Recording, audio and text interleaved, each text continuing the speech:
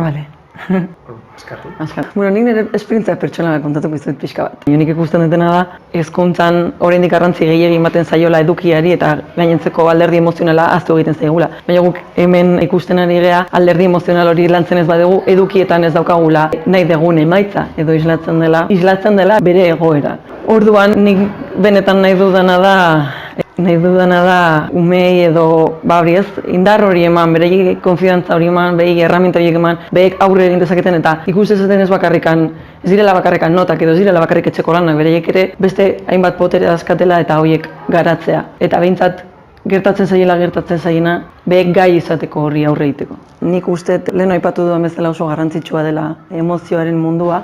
Ez bakarrik umeengandik, baizik eta guk ere gure emozioak kudeatzen ikastea, azkenean guk gaizki gaudenean ez girelako heltzen bereingana, ez?